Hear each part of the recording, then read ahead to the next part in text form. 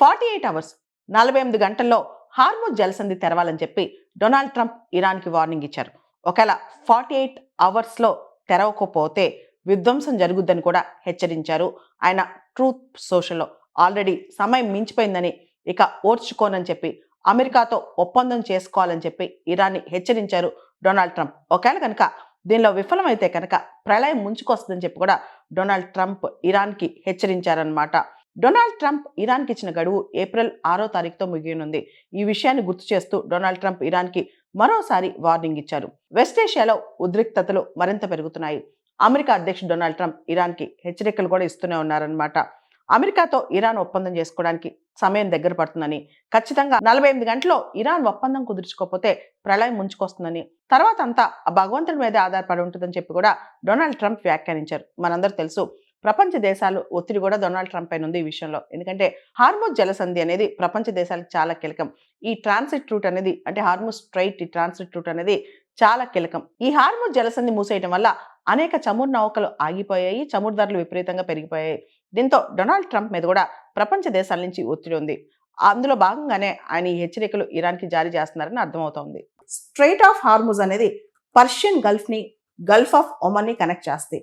Gulf of Oman దగ్గర ఆ మొత్తం అది వచ్చి అరేబియన్ సీలో మెర్జ్ అవుద్ది అనమాట.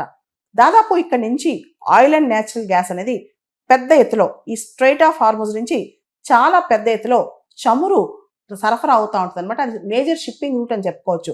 స్ట్రైట్ ఆఫ్ హార్ముజ్ అనేది చాలా పెద్ద షిప్పింగ్ రూట్ అని చెప్పుకోవచ్చు అనమాట.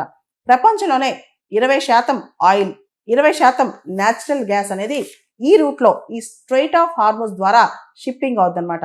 గత సంవత్సరం ప్రతిరోజు 20 మిలియన్ బ్యారెల్స్ పర్ డే అక్కడి నుంచి ట్రాన్స్పోర్ట్ అయిందంట, స్ట్రైట్ ఆఫ్ హార్ముజ్ నుంచి. ముఖ్యంగా మనకు తెలుసు, ఆయిల్ ప్రొడ్యూసింగ్ కంట్రీస్ ఓపెక్ దేశాలు, Saudi Arabia, Iran, UAE, Kuwait, Iraq, ఇవన్నీ కూడా ఇక్కడి నుంచే వాటి షిప్పింగ్ రూట్స్ ద్వారా ఆయిల్ని సప్లై చేస్తాయి అన్నమాట. మోస్ట్లీ ఇక్కడి నుంచి వచ్చే ఆయిల్, స్ట్రైట్ ఆఫ్ హార్ముజ్ నుంచి వచ్చే ఆయిల్ 80% పైగా ఆసియా ఖండంలో ఉన్న దేశాలకే. China, India, Japan, South Korea, ఇలా. అంటే స్ట్రైట్ ఆఫ్ హార్ముజ్ ద్వారా సప్లై అయ్యే, అంటే ఆ రూట్లో వచ్చే ఆయిల్ మొత్తం China, Japan, India, South Korea, ఈ దేశాలే. ఈ రూట్ ద్వారా వచ్చే ఆయిల్ని ఎక్కువ కొనుక్కునే దేశాలు ఈ దేశాలే అనమాట. అయితే ఇప్పుడు ఇరాన్ ఈ మొత్తం స్ట్రైట్ ఆఫ్ హార్ముజ్ని బ్లాక్ చేయడం వల్ల ఇరాన్ కూడా ఆర్థికంగా పెద్ద దెబ్బ. ఎందుకంటే ఇరాన్కి ఎక్కువగా ఆదాయం వచ్చేది చమురు అమ్మటం వల్లే, ఆయిల్ అమ్మటం వల్లే అనమాట. అండ్ ఇరాన్ ఆయిల్ ఎక్కువ కొనుక్కునేది, 90% ఇరాన్ ఆయిల్ కొనుక్కునేది చైనా అనమాట. దాంతోపాటు మనందరికీ తెలుసు, భారతదేశం కూడా క్రూడ్ ఆయిల్ ఇంపోర్ట్స్ ఇలాంటివన్నీ కూడా ఈ ప్రాంతం నుంచే తీసుకుంటుంది.